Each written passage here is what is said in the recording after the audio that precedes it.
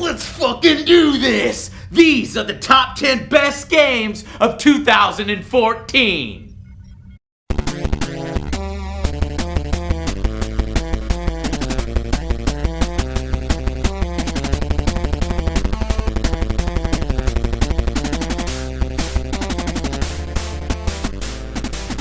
Yeah! We are at the end of 2014, motherfuckers! And it was the year of disappointment. At least for me. If you were a Wii U owner, hey, it's been a damn good year. Let's do all the honorable mentions right now. Since I don't own a Wii U, we gotta mention Super Smash Bros., Bayonetta 2, Mario Kart 8. Holy shit, man. If the Wii U was on the ropes, then it just came back swinging, back in it. Don't call it a comeback yet, but if it keeps it up, I might have to grab a Wii U.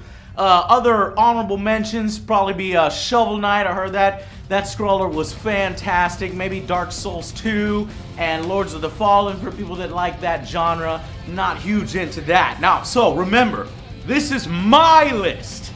Mine of the games that I played. And there are only 3 that have full angry reviews. That's something I need to fix. I need to put out way more angry reviews. I've got a plan in 2015. So, but I did play every single one of these games on the list, so I know what I'm talking about here, and hopefully there are some that you haven't heard about so that you can pick them up, okay? So let's check them out. These are the top 10 games of 2014. Number 10.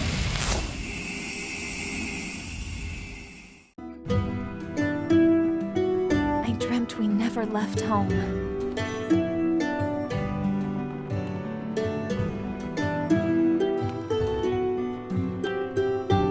Never had to run.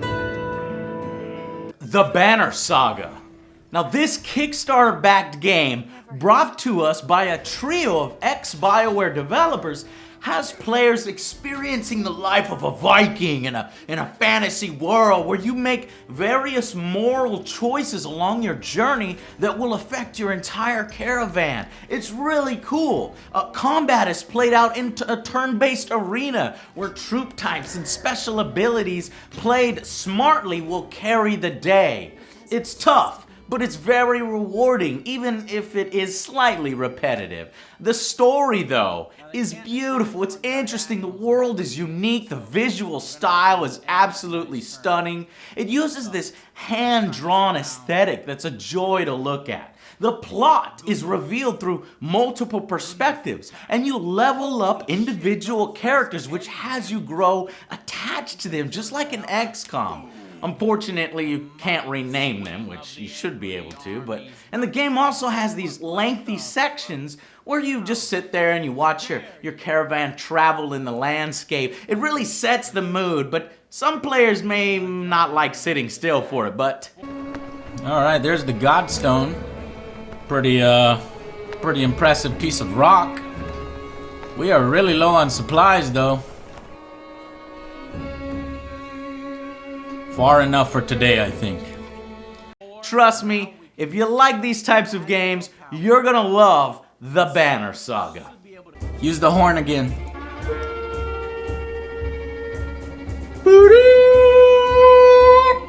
Angry army! Mark target! Fire! Oh! Fuck! Damn. We did it. Number 9.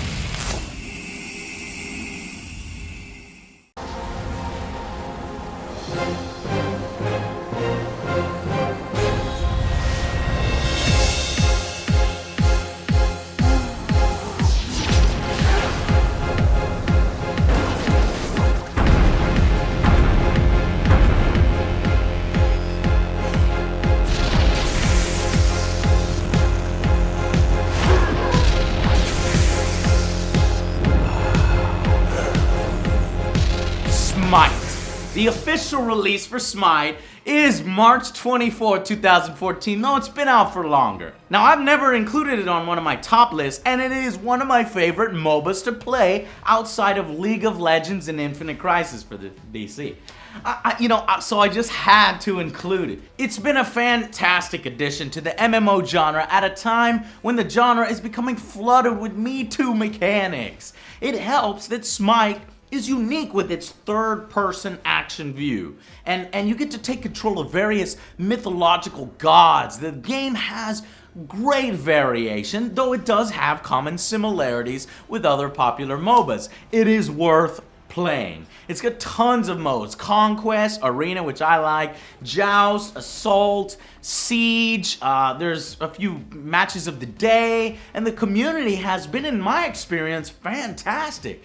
Hi-Rez has been supporting the game regularly, and if you want people to play with, I suggest you join the AngryJoeShow clan in SMITE. It's a ton of fun, and it's free to play. There's no reason not to try it. Number 8.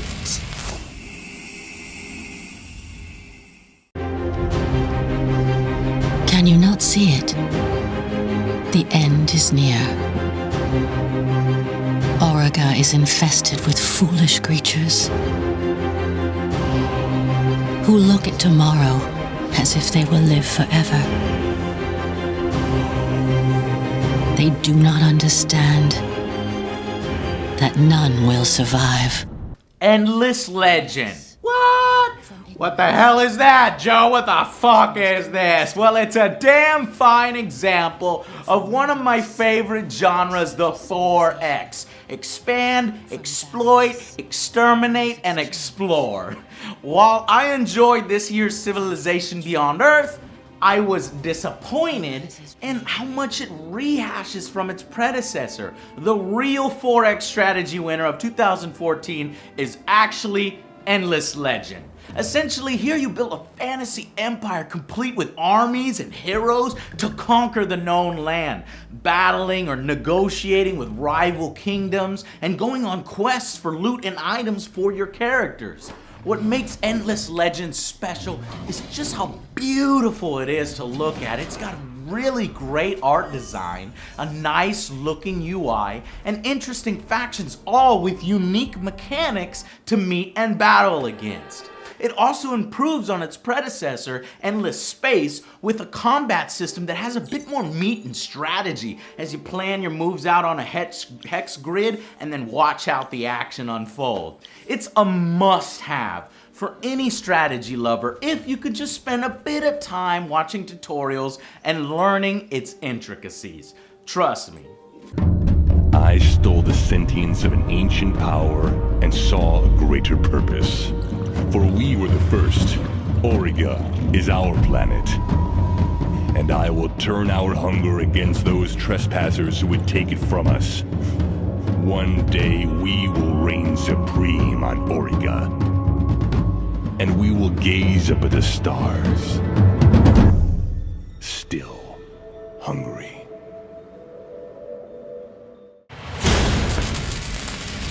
Number 7.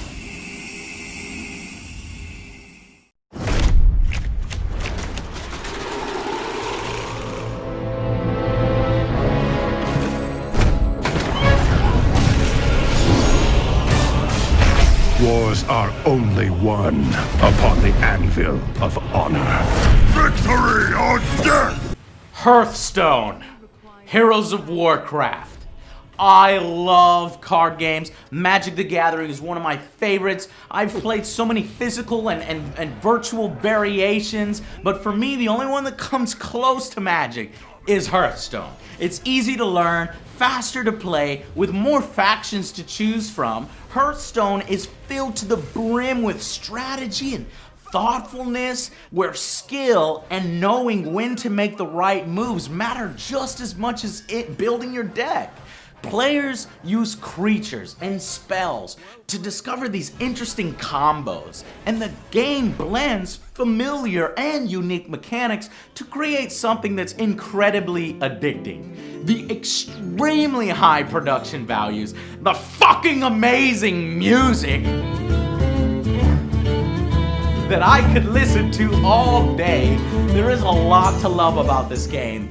And even better, constructing your own deck and discovering all the best synergies and shit just becomes a game within itself. Just countless hours spent tweaking and reassembling and asking people for advice. Hearthstone is the one free-to-play game that justifies its in-app transactions. It's a prime example of how to do free-to-play right.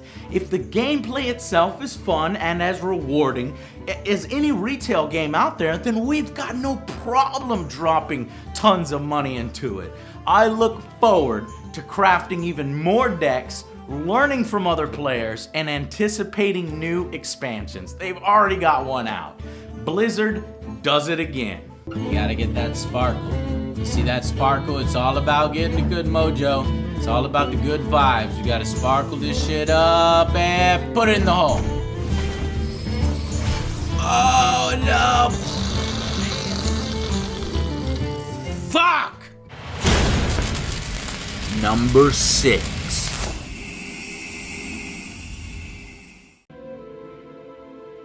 Tells all this shit. In the name of science, I will put my face in it. How many don't, man? 26 over 4.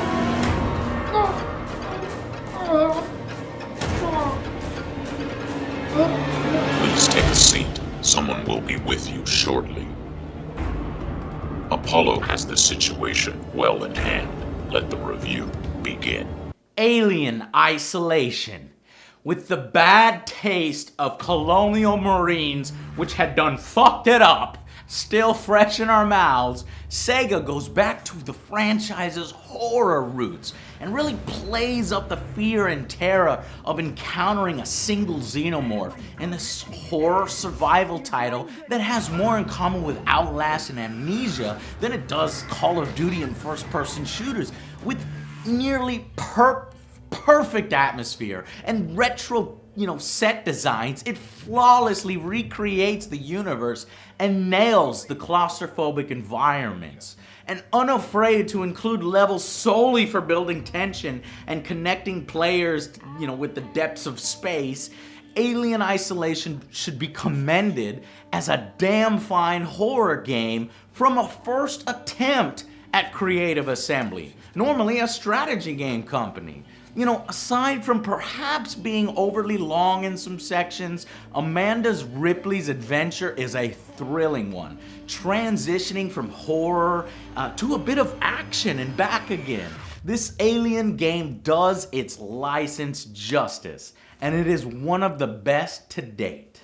I'm sick of you motherfuckers! Tut, tut. Stop that. The focus should be on the alien, not working Joe!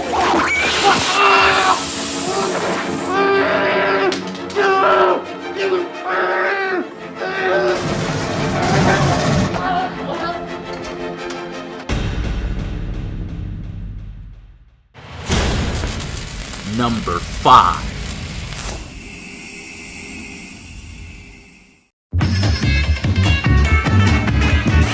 Going down to Angry Joe's, gonna have myself a time.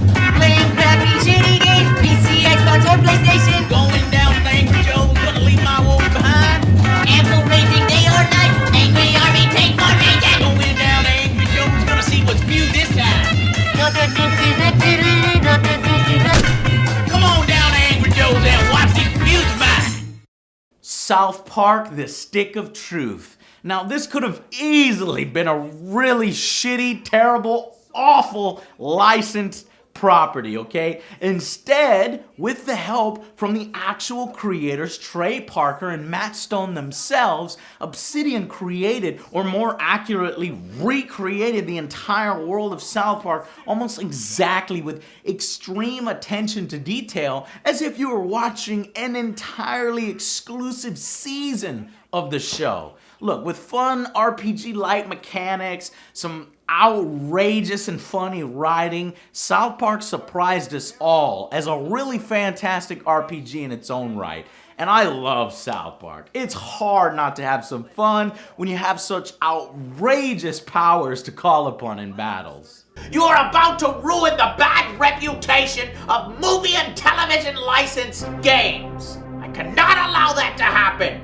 Now I will destroy you and your pathetic army. The fuck, dude? Oh!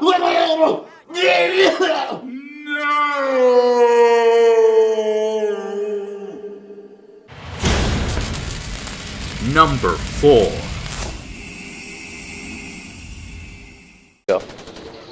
Are we under attack? Oh my god, yes! What are we under attack by? I don't even know what that thing is. It's a honey badger! Oh my god! Oh shit, let it kill him!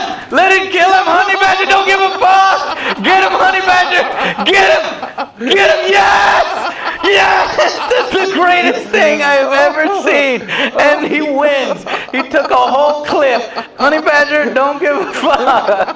Oh, thank you for that cameo appearance, honey badger. Far Cry 4 is a great addition to the Far Cry series, and it gives the same... Now, there's something to be argued for it rehashing Far Cry 3, but I loved Far Cry 3. It improves on that formula. And you start as AJ, dumped into a vast jungle of Kyrat, a sprawling and beautiful country located somewhere in the Himalayas. You're immediately tossed into this civil war that's been going on for quite some time. It sounds familiar, doesn't it? Shaping, everything with, the death and destruction, just the way it should be, the narrative, the outcome of the game. It's all dependent on the choices that players make while helping one of the factions.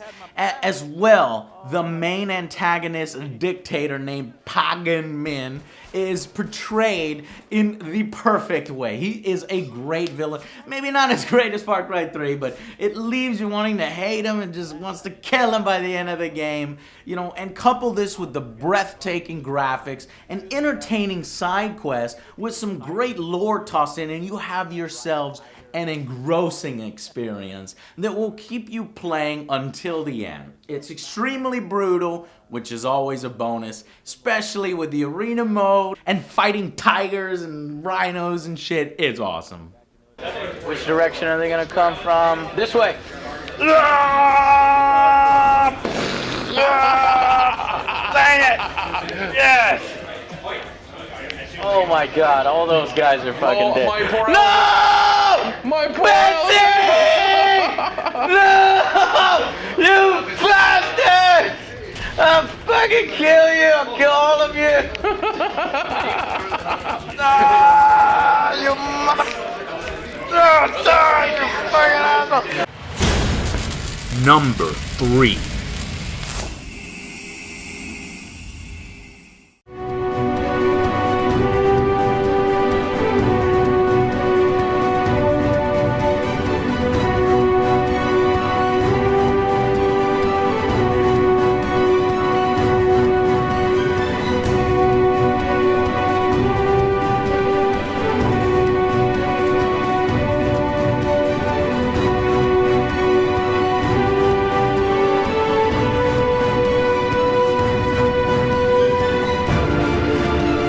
Divinity Original Sin. Divinity is an amazing throwback by Larian Studios to what we used to love about these old school RPGs, the top-down isometric. It's an amazing mix of complexity with simplicity. Players can do almost anything they can think of in an RPG world. Players interact with nearly any in-world object, creating these combinations with spells, or drastically changing the storyline by killing specific NPCs. If a fight's too difficult, stack a bunch of crates and barrels and lure your enemies to them and blow them the hell up. Is it raining? You can zap the puddles with lightning and shock your enemies into piles of ash. Look, when it was released, by today's standards, it was cheap. It only came in at $40 for the amazing wealth of content that it offered. You know, playthroughs can take 70 hours of more with a lot of content missed. This is one of those games that I wish that I would have reviewed to spread the word further, but I'm doing it now, okay? It's multiplayer too, so you have to put the money down to get it. I guarantee you'll have a blast with friends if you're into the old school isometric RPGs. Number 2.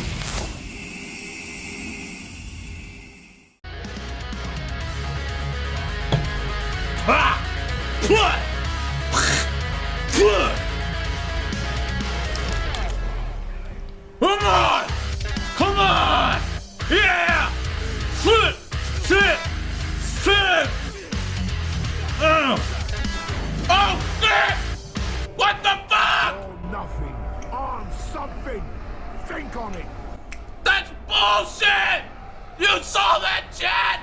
Shadow of Mordor, Middle-earth.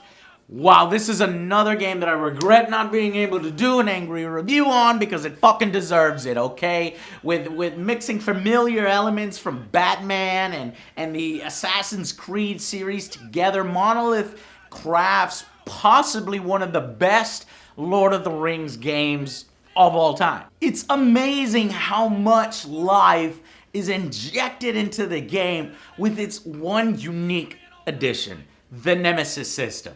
This system gives personalities, motivations, and traits to the various orc leaders in the game, which you can then exploit, recruit, or assassinate on your adventure. Little fun, dynamic stories and arch rivals emerge as you battle through hordes and hordes of orcs in the open field or in their strongholds. Trust me, you're gonna run across an orc that's gonna piss you the fuck off. No! Too easy. How does it feel being so stupid? Shut up! Shut your mouth! You and your one-hit bullshit! And while Talion may not be the most interesting protagonist, he certainly has interesting abilities, being infused with the powers of a dead elf lord, unable to die, basically. With great graphics, great sound, parkour, and an interesting story that we haven't seen yet within Middle-earth, it stands as one of the best RPGs of the year.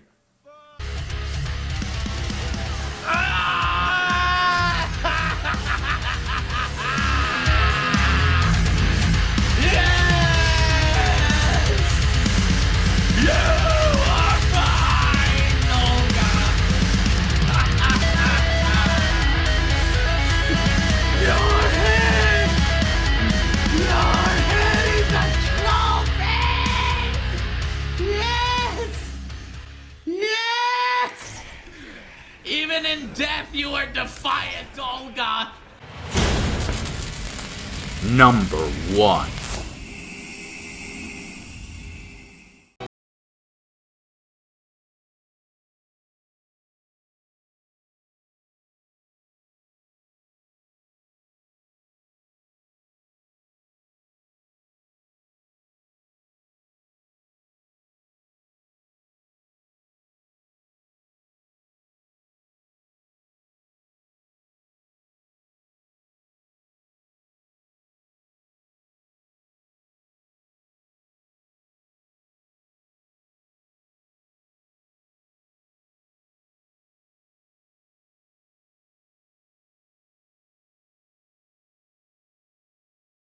But the best RPG of the year has to go to BioWare. That's right, Dragon Age Inquisition. The third Dragon Age does so much well, mixing rich lore, a bit of like Game of Thrones politics, and some religion with action-based combat, in addition to the tactical view. Companions in the game are diverse, they're interesting, fighting dragons is nothing short of amazing and challenging, and the villain threatens the entire world's existence. Fan favorites make cameos. The game even touches on the mysterious elven lore. Sure, building up the Inquisition could have resulted in perhaps a more epic final confrontation mission by putting your resources and companions at risk. It fails to do that. But even so, the entire journey through all of the beautiful locations and entertaining side quests make this one adventure no Dragon Age fan should miss, and a perfect starting point for those who haven't yet played. Go check it out. You're gonna really enjoy Dragon Age Inquisition. There's a ton of fucking stuff to do, and it's got great replay value. Trust me. Oh, Angry Joe, no! What the fuck? The fuck did he go? Holy shit, I didn't know giants could fucking jump that far. Get him, bring him down. For Angry Joe on a Cassandra! Oh. What the? Holy fuck! Run! Oh my god. That was awesome.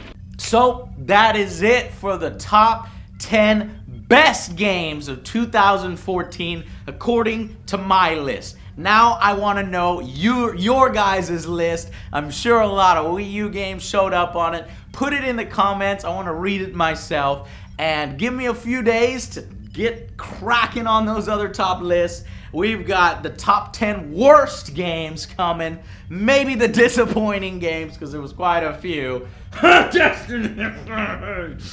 And we've got the, oh god, the video I'm not looking forward to. Top 10 controversies of 2014. I'm pretty sure we're gonna know what's up top there. It's gonna make a lot of enemies. It's gonna make friends and frenemies and, oh Jesus. Anyways, and then maybe towards January we'll have the top 10 of most anticipated of 2015. Alright guys, so I'll see you guys on the next Angry Joe Show.